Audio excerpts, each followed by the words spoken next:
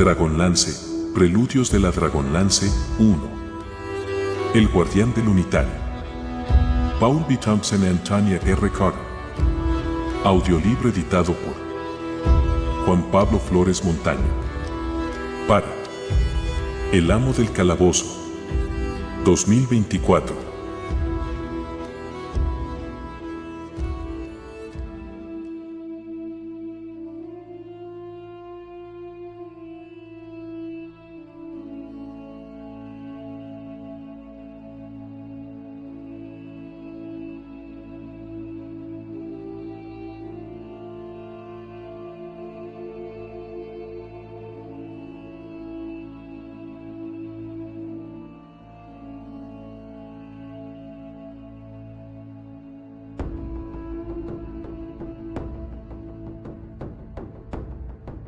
Décima quinta parte.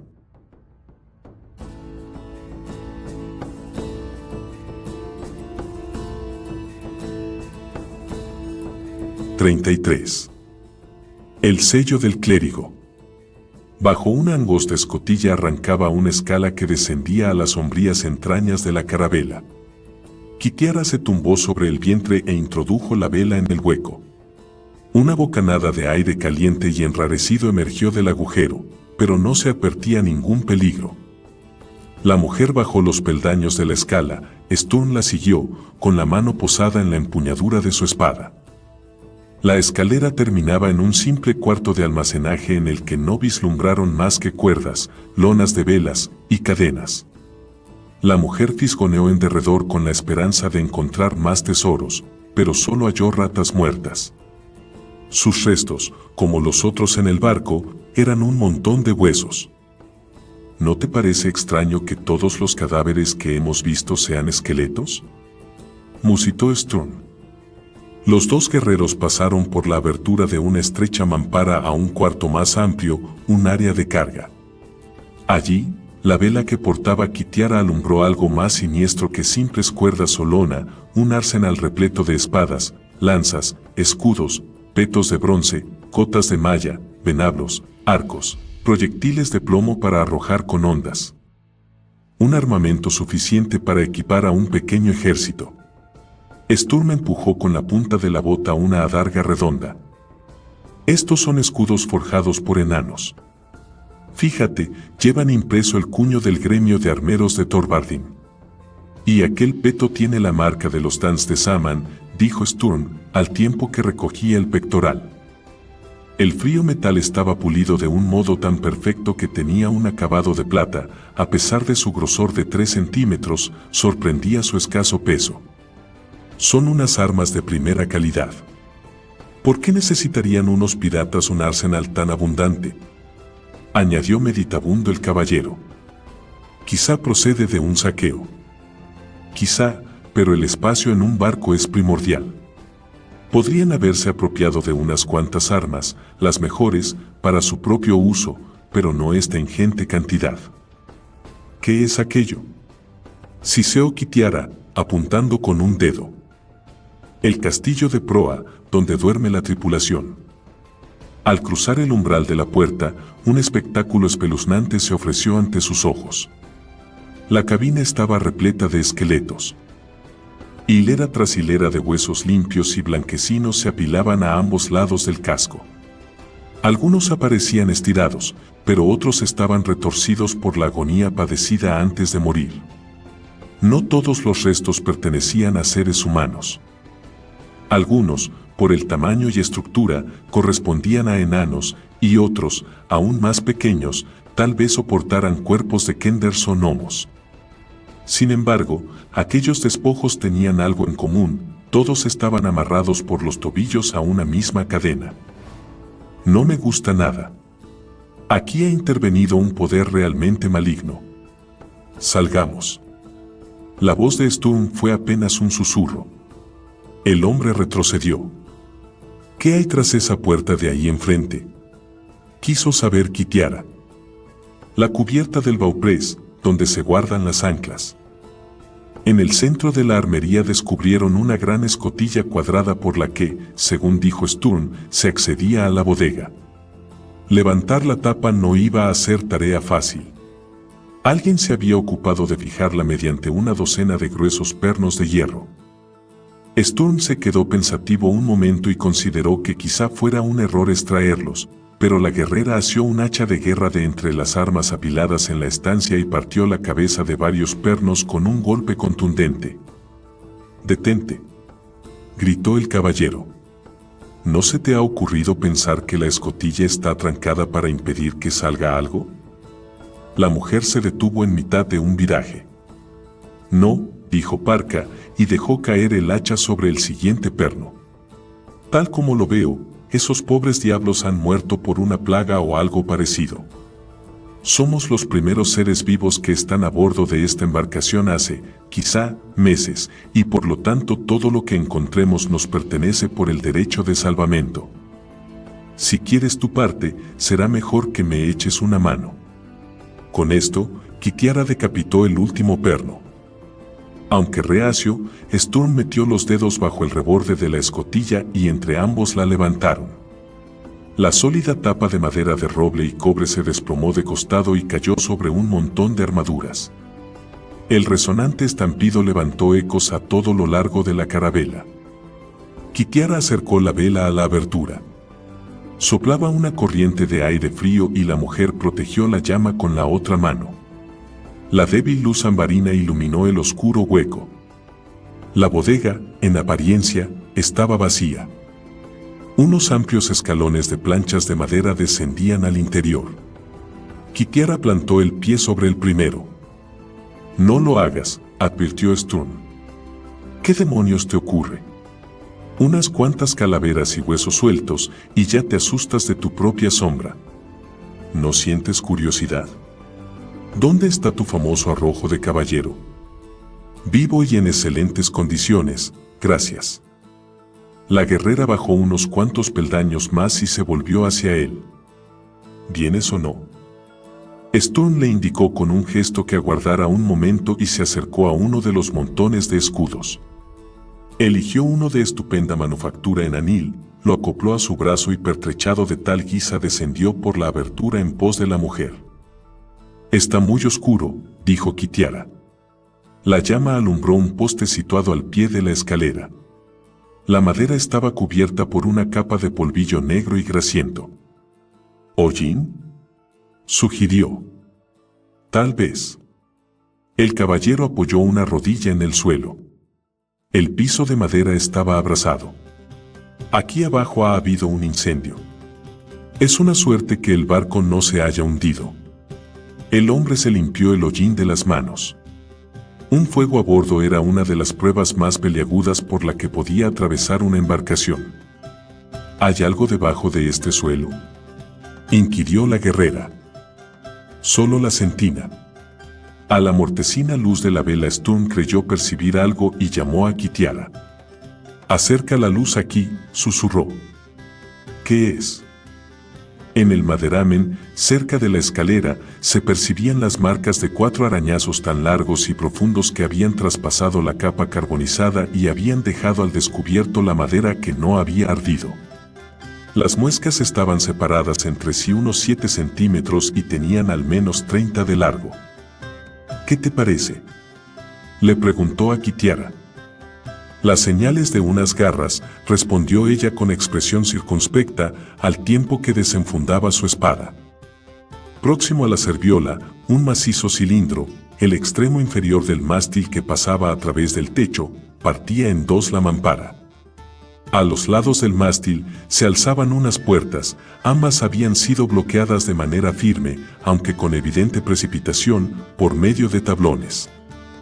La barricada de la puerta de la derecha aparecía intacta, pero la de la izquierda estaba forzada, reventada en 2, desde el otro lado. «Eso, entró por aquí», manifestó Kitiara. «¿Has dicho eso?». Sin responder a su pregunta, la guerrera cruzó con toda clase de precauciones a través de la destrozada barrera y penetró en la bodega adyacente. Sturm no pasaba por el estrecho hueco y se vio forzado a desgajar algunos de los tablones. Las chamuscadas planchas de madera se quebraron con un sonoro chasquido. En aquella zona de la bodega hacía aún más frío que en la parte anterior, pero no había señales de fuego. Encontraron esparcidos por el suelo más huesos, espadas rotas, sables y yelmos abollados, vestigios de una lucha encarnizada. Kitiara casi se cayó al suelo al tropezar con otra forma, todavía envuelta en una mohosa túnica marrón. Entre los pliegues surgió un destello dorado. Era un clérigo. La túnica, los amuletos, son de la clase que portaría un hombre piadoso, dijo Sturm, mientras rebuscaba entre los dobleces de la tela, de donde extrajo un colgante de cobre. Lo acercó a la luz. Una rosa. El símbolo de Majere. Al menos, adoraba a un dios del bien. El caballero dejó el colgante sobre el oscuro paño con gesto reverente. Kitiara se adelantó hacia la pared opuesta, de donde arrancaba una escala que subía hacia el castillo de proa. Alguien había cerrado más de la mitad de los peldaños. La maciza base del palo del trinquete también se introducía en la bodega. A un costado, había otra puerta también clausurada con tablones. Estaba intacta. Sturm, ven aquí. El hombre pasó sobre el esqueleto del clérigo y se acercó a Kitiara, que alumbraba con la vela la puerta reforzada con tablas. Alguien había entretejido unos hilos escarlatas de un extremo a otro sobre la tosca barrera. Los filamentos convergían en el centro, en un prieto nudo, precintado con un pegote de cera en la que se percibía la marca de un sello. ¿Alcanzas a leerlo?, preguntó Kitiara. Sturm lo observó con fijeza, los párpados entrecerrados. Hay dos frases. Majere nos proteja y obedece la voluntad de Novantumus. El caballero volvió la mirada a los despojos del clérigo. Él debía de ser Novantumus. Kitiara metió la punta de su espada tras el sello. ¿Qué vas a hacer?, la increpó el caballero. Hay algo valioso al otro lado de esta puerta y veré de qué se trata. También puede ser eso que mató a estos hombres. Hola. ¿Hay algún monstruo ahí? La guerrera golpeó con los nudillos en la puerta. La sarcástica pregunta no obtuvo más respuesta que el rugido de la tormenta en el exterior y los constantes crujidos del maderamen de la embarcación. ¿Ves? No hay peligro. No te permitiré que lo fuerces. Sturm la apartó de un empellón. ¿Que no me permitirás? ¿Quién eres tú para darme órdenes, Stormbradblade?, bramó encolerizada, al tiempo que soltaba su brazo de un tirón. Repito que no consentiré que rompas ese sello. Puede acarrearnos la muerte. Kitiara se abalanzó hacia la puerta, con la espada en su diestra, pero el caballero interpuso el escudo y desvió su golpe. La mujer rugió enfurecida, dejó la vela en el suelo y adoptó una actitud de combate. «Apártate de mi camino», exigió amenazante. «Cálmate y reflexiona en lo que vas a hacer. ¿Buscas un enfrentamiento del otro lado de la puerta? Mira a tu alrededor, Kit. ¿Crees de verdad que fue una plaga la que acabó con todos esos hombres armados? Entonces, se mataron entre ellos para obtener el tesoro. Fuera de mi camino». Sturm inició una réplica, pero la guerrera se le echó encima. El hombre retrocedió, sin el menor deseo de hacer uso de su propia espada, y se limitó a mantener el escudo en alto para detener sus furiosas acometidas. Esta situación se prolongó hasta que Kitiara, ofuscada por la ira, levantó la espada y asestó una brutal estocada dirigida a la cabeza del hombre. El acero golpeó oblicuamente en el canto del escudo y resbaló hacia un lado. El arco trazado por la hoja estrelló el filo contra la puerta y el impacto hizo añicos el quebradizo sello de cera. «Ya lo has hecho», protestó él, jadeante. Kitiara, sin soltar la espada, arremetió contra la puerta. Sturm observó estupefacto los vehementes envites de la mujer. «Por fin. Por fin». No cesaba de exclamar fuera de sí. Se produjo un instante de total silencio, al que siguió un estruendoso crujido. Kitiara salió despedida por los aires y se desplomó con estrépito sobre los huesos esparcidos en el suelo. La espada escapó de entre sus dedos. El refuerzo central de la puerta estaba combado hacia afuera y agrietado. Storm tiró el escudo y se acercó a Kitiara para incorporarla. Al otro lado de la puerta se escuchó un nuevo crujido. El tablón inmediato al anterior se partió en dos. ¿Qué es eso?, gritó la mujer. No lo sé, pero eso irrumpirá en cualquier momento. Salgamos de aquí. Corrieron tan deprisa que olvidaron recoger la vela.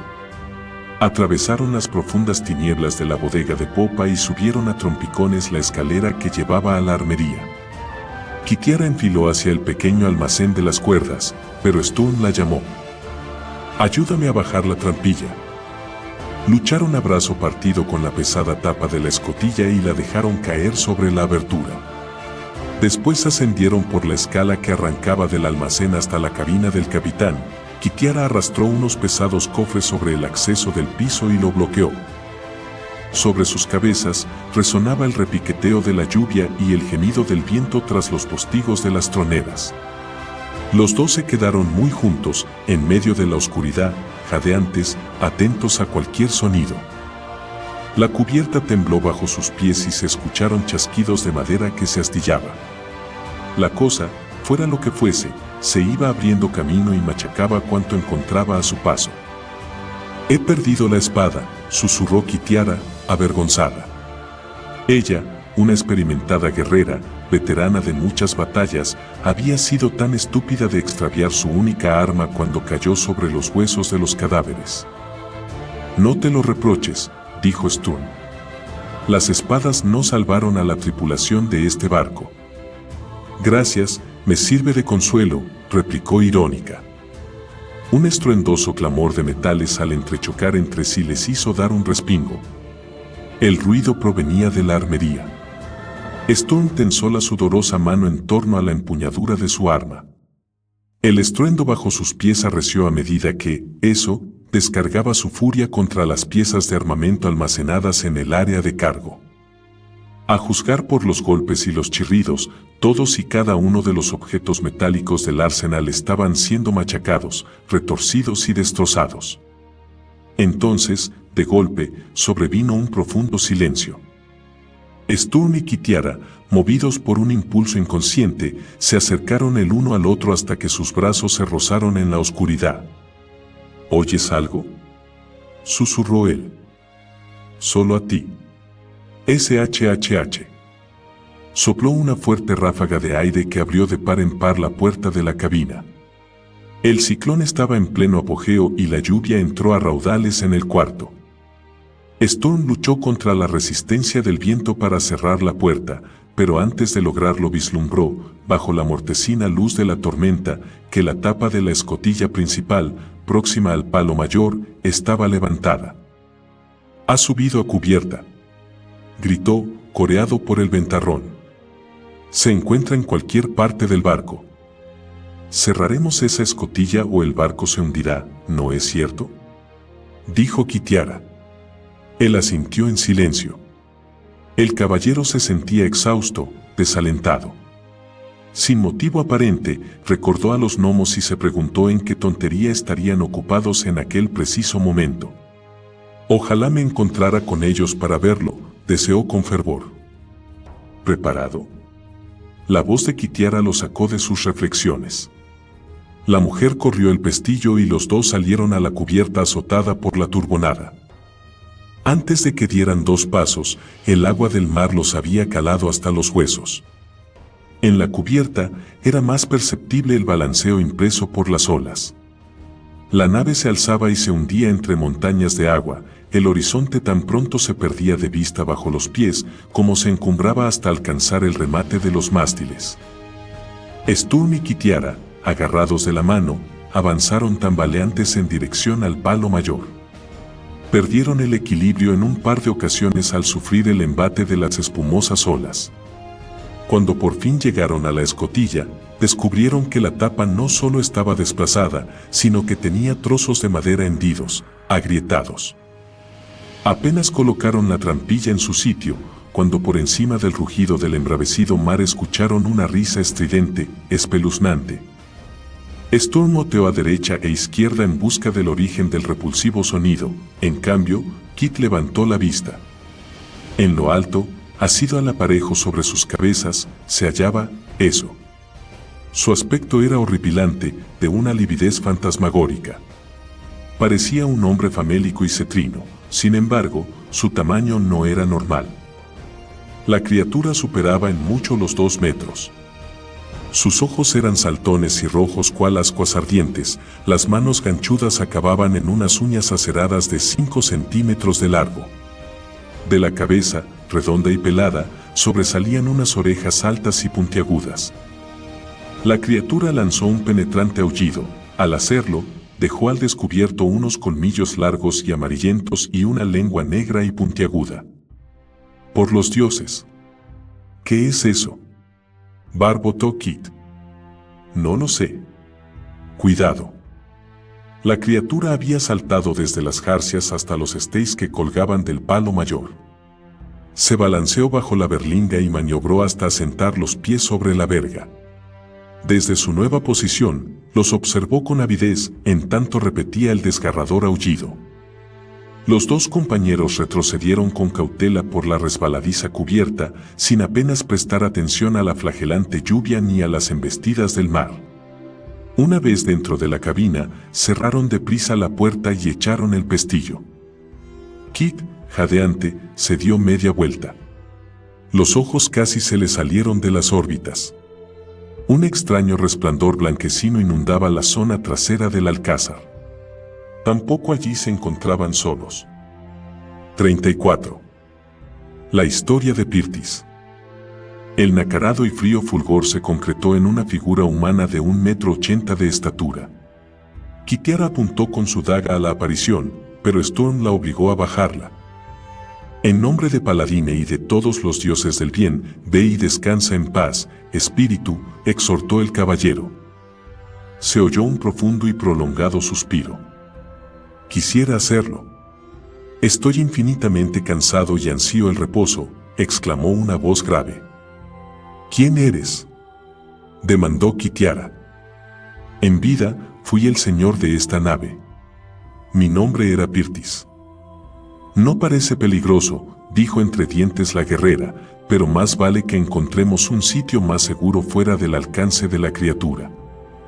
El Garra no entrará en esta cabina en tanto me encuentre aquí, intervino el fantasma. En el exterior se alzó el furioso chillido de la infernal criatura, como una ratificación de la veracidad de las palabras del capitán muerto. ¿Qué es el Garn?, inquirió Sturm. La difuminada silueta cobró más precisión e inició una lenta aproximación sin que las piernas realizaran un solo movimiento ni los brazos se separaran de los costados. El fantasma se deslizó hacia ellos y llegó tan cerca que Sturm y Kitiara pudieron percibir unos ojos hundidos y la mandíbula caída, un rostro tan inerte como el de un cadáver. La voz surgió de la cavidad bucal sin que los labios articularan las palabras. Hubo un tiempo en que fue mi amigo, hasta que la maldición cayó sobre nosotros. Él se convirtió en un Garn, yo, en un espíritu errabundo, y la tripulación del Berival pereció entre espantosos tormentos. Solo conozco 2 razones por las que un espíritu vaga sin descanso, para enmendar un hierro impune o para prevenir a los vivos. ¿Cuál es su caso, capitán? ¿Por qué se ve obligado a permanecer en el plano mortal?, se interesó Sturm. El fantasma soltó otro suspiro compungido antes de responder.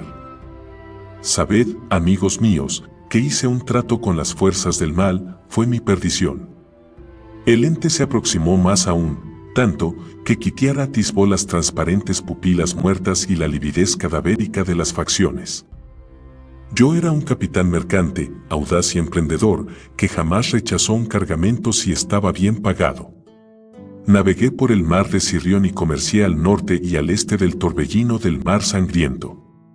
Transporté toda clase de mercancías, desde especias hasta esclavos. Sturm frunció el ceño. Traficaste con la desventura y el sufrimiento de otros, reprochó con frialdad. Sí, lo hice. Dad gracias a los dioses de que todavía seguís vivos y podéis enmendar cualquier acto vil en el que hayáis incurrido. Yo estoy más allá de la redención. La cubierta alta retumbó encima de sus cabezas con unas sonoras pisadas. Kitiara escuchó especiante y nerviosa el ir y venir del Garm sobre las planchas de madera.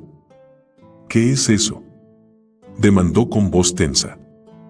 En otros tiempos fue mi contramaestre y amigo, Drot, a quien instruí y enseñé cuantas argucias conocía.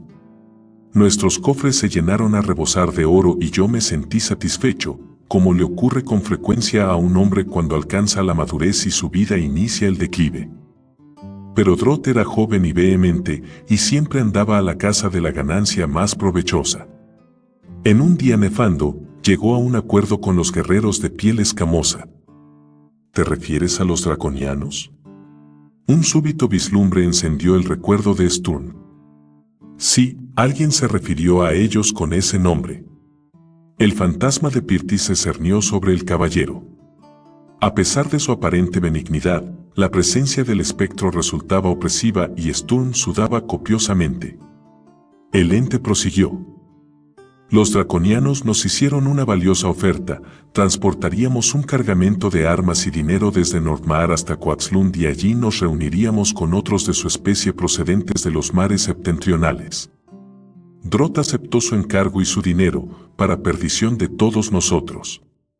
El fantasma exhaló un horrible gemido.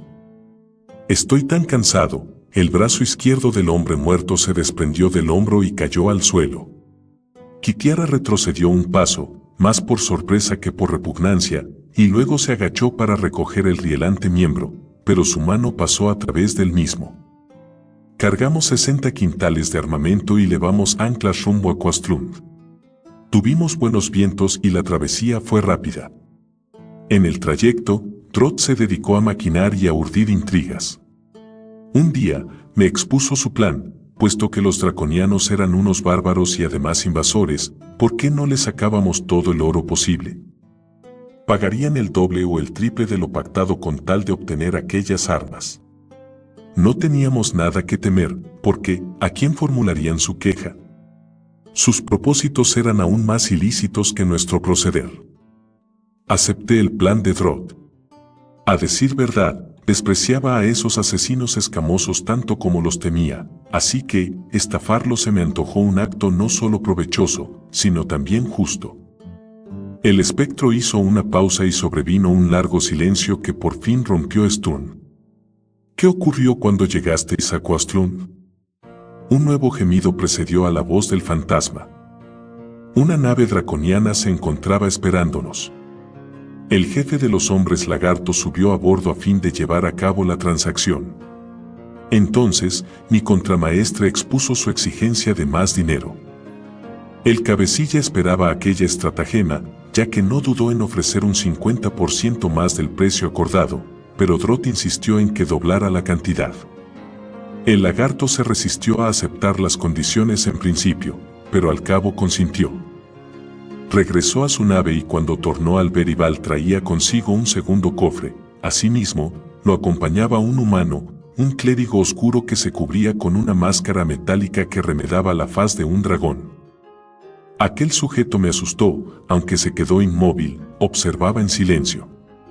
Cuando el nuevo arcón de dinero estuvo a bordo, Drot se rió burlón, ebrio de arrogancia por su éxito, tras impartir órdenes a mi tripulación para que iniciaran el trasbordo del cargamento. Me llevó aparte y susurró en mi oído otra infame argucia.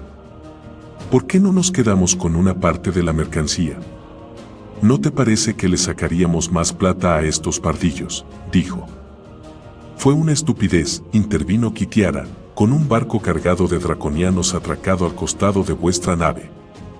No temíamos un enfrentamiento con sus tropas, ya que nuestra tripulación era numerosa y diestra en el manejo de sables y lanzas.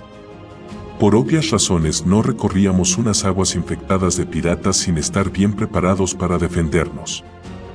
Pero el clérigo oscuro era un personaje con el que no habíais contado, apuntó Sturm.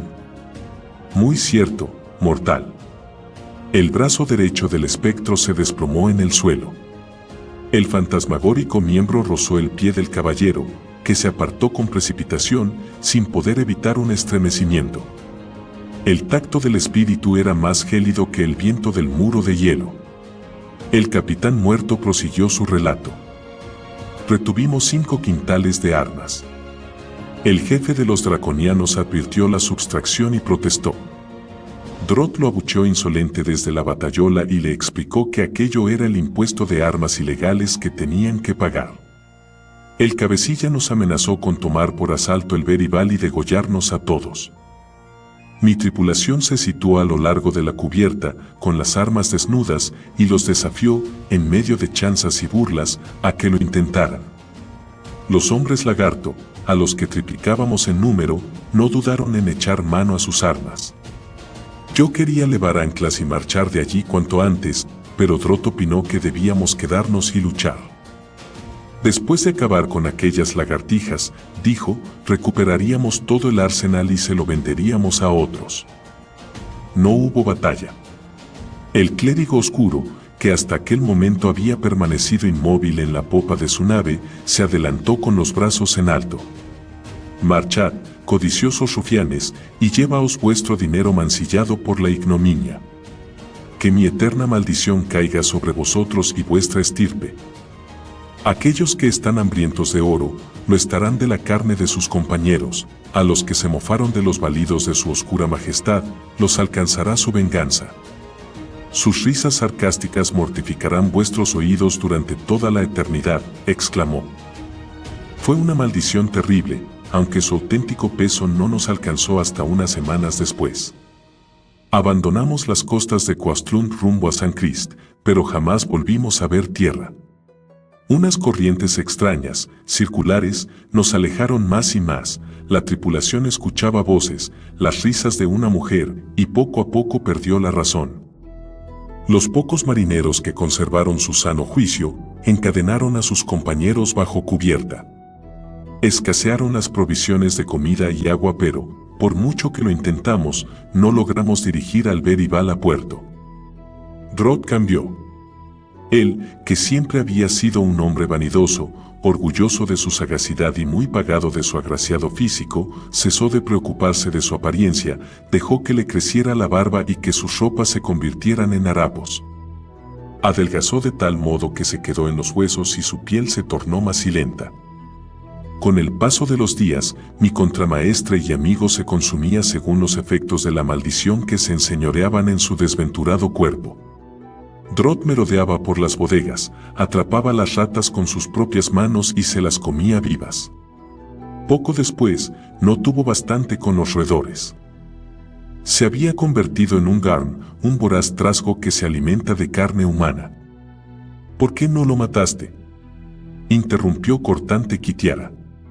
El retumbar de las pisadas había cesado, pero les llegaba con claridad la risa estridente del Garm que brincaba enloquecido por los aparejos. No podía. Por mucho que me repugnara su nueva apariencia, sentía piedad por el amigo perdido. Los marineros, pobres diablos, se las arreglaron para mantenerlo a raya y le proporcionaban los cuerpos de los que perecían de inanición o de locura. Cuando solo quedaban 5 tripulantes sanos, decidieron acabar con el Garm.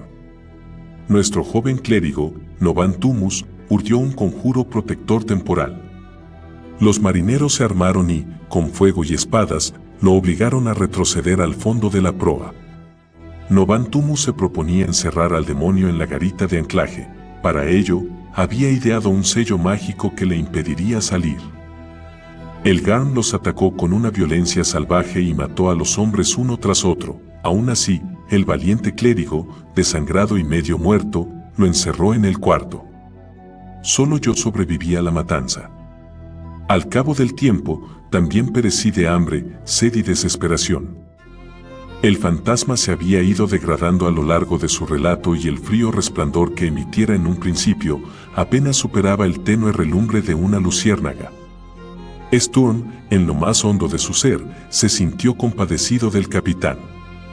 Por su parte, Kitiara tomó en sus manos la calavera que encontrara a los pies de Pirtis. ¿A quién pertenecía esto?, preguntó. Esa era la cabeza de Drott. Uno de los marineros lo decapitó antes de que el Garm acabara con él. Pero ese demonio de ahí fuera tiene cabeza. Le creció con posterioridad. ¿Se puede matar al Garm? Se interesó Sturm. La forma fantasmagórica se redujo a una fina voluta de niebla blanquecina. No con acero, hierro o bronce. La voz se oyó lejana, débil. Solo el fuego purificador limpiará esta nave. Con aquellas palabras finales, el espíritu se desvaneció. «Fantástico», exclamó con amargura la guerrera. «Un monstruo al que no mataremos a menos que prendamos fuego al barco que es nuestro único medio para no ahogarnos. Nuestro primer objetivo es conservar la vida hasta que la tormenta haya pasado», dijo el caballero. «Los gnomos vendrán a rescatarnos y cuando hayamos abandonado este barco maldito». Un crujido de astillas rotas cortó su frase. Una de las garras del Garm había atravesado las delgadas tablillas superpuestas de la puerta de la cabina. «Algo me dice que nuestro momento de inmunidad ha tocado a su fin», susurró Kitiara. Sturm se puso de pie de un salto, desenvainó la espada con presteza y asestó un golpe seco con el afilado acero en la extendida garra. El Garm aulló de dolor al tiempo que retiraba su cercenado brazo izquierdo del hueco de la puerta. «Por los dioses», barbotó Kitiara, en tanto apartaba de una patada la mutilada extremidad. La garra se pudrió a toda velocidad hasta quedar en el hueso, y unos instantes después no era más que un montón de polvo. El demonio asomó uno de sus tétricos ojos por el astillado agujero y los miró con fijeza. Sin embargo, cuando el caballero blandió otra vez su arma, retrocedió raudo. Kitiara corrió a la parte trasera de la cabina y comenzó a destrozar la litera del capitán. «¿Qué haces, Kit? No te preocupes de lo que hago y mantén alejada a esa cosa unos minutos más». Al poco tiempo, Sturm oyó el chasquido de madera y luego notó calor a su espalda. Dio media vuelta y vio que la mujer había hecho una antorcha con trozos de madera de la litera y tiras de terliz. Al parecer, la había empapado con aceite de la lámpara de la mesa ya que ardía con viveza. «Ja. Prueba esto, maldito trasgo», voceó, al tiempo que blandía la antorcha frente a la puerta. El Garm aulló y siseó, sus fauces goteaban saliva. «Te daré algo para masticar, engendro». Acto seguido, Kitiara abrió la puerta de una patada. La lluvia había amainado, pero fuertes ráfagas de viento todavía barrían la cubierta. La guerrera se precipitó al exterior, con la antorcha como si fuera una espada. El Garm retrocedió, encogido sobre sus huesudas patas, siseante, escupiendo espumarajos. «Kit, ten cuidado. Soy la culpable de que este demonio haya escapado. Lo mataré». La guerrera adelantó otro paso hacia el trasgo y lo obligó a subir por el aparejo. El monstruo se quedó colgado a unos 6 metros de la cubierta y desde allí soltó una risilla, en una obscena parodia de humanidad. Kitiara caminó bajo su posición, sin dejar de agitar la antorcha a fin de mantenerla encendida. Sturm se acercó a la mujer. «Cuida que no se te eche encima», le advirtió. «Si baja, subirá mucho más deprisa, te lo aseguro». El manto oscuro de la turbonada se abrió y el azul claro del cielo asomó entre los nubarrones plomizos. La fuerza del viento se calmó, pero no desapareció del todo. Estaban en el ojo del ciclón, el centro calmo de una tormenta que abarcaba kilómetros. El Garm se desplazó balanceándose por el aparejo hasta llegar al lado de babor. Kitiara lo siguió por la cubierta. La mujer estaba tan abstraída en no perder de vista a la endemoniada criatura que se olvidó de la vela mayor que Sturm cortara con anterioridad. La ondeante y pesada lona estaba empapada de agua de lluvia.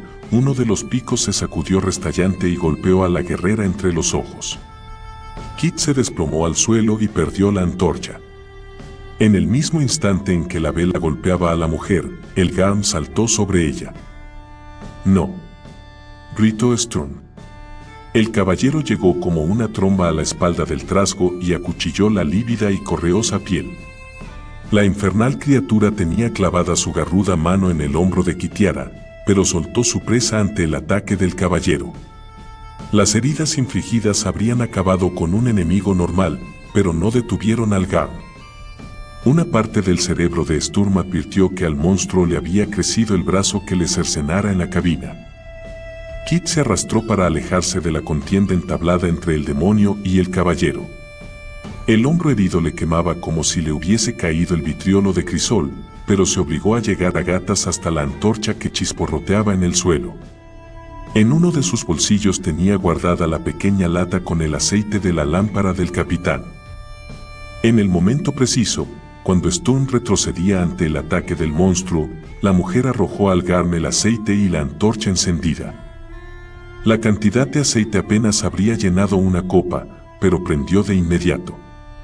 El trasgo aulló en agonía, retorcido de dolor, se arrojó al suelo y rodó sobre sí mismo, tratando de sofocar las llamas. Al no lograrlo, se incorporó de un salto y corrió. De este modo, avivó el fuego en su marcha. Arrancó la tapa de la escotilla y desapareció en el interior de la nave. Tras de sí, dejó un rastro de humo y un olor nauseabundo. Sturm se arrodilló y abrazó a la mujer. Las abyectas garras del trasgo habían inyectado veneno en su cuerpo, los dientes le rechinaban y tenía los ojos en blanco.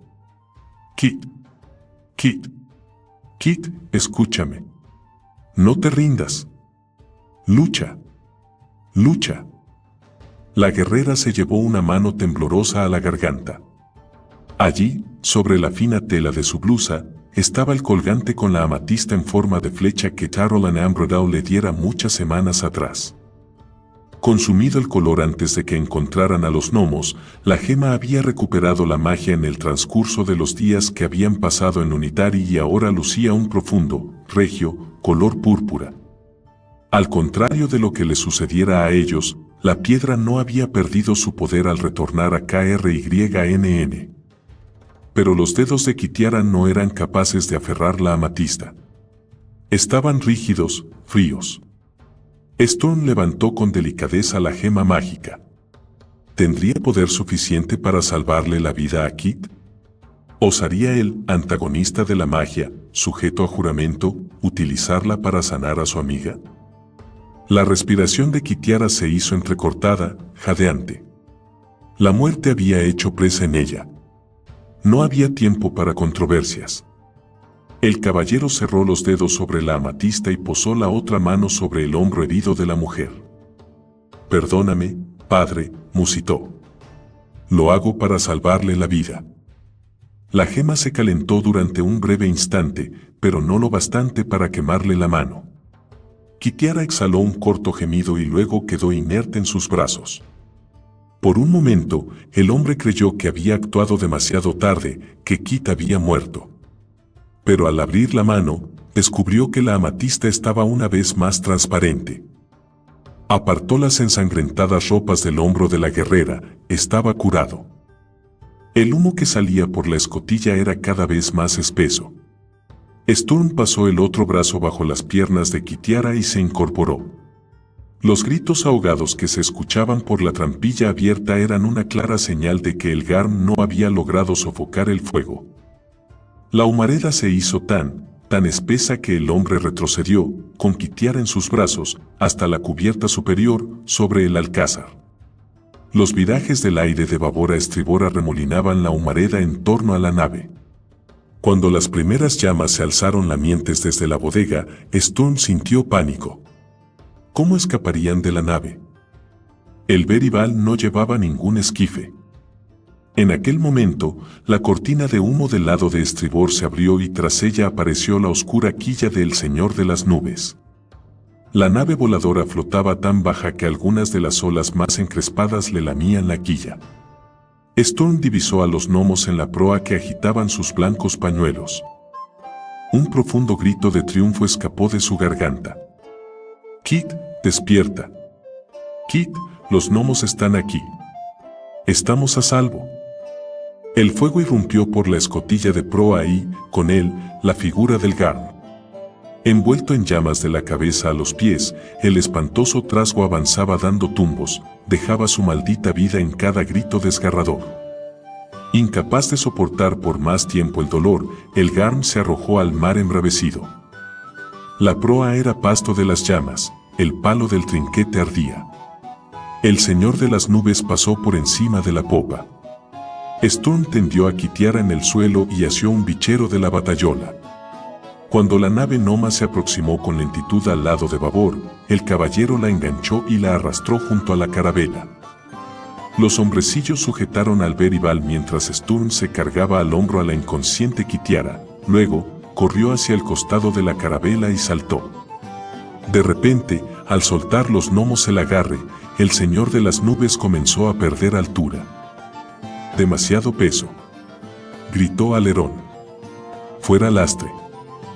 Desde el centro de la cubierta, Argos, Carcoma y Trinos arrojaron por la borda puertas, cristales de ventanas y otros objetos indeterminados.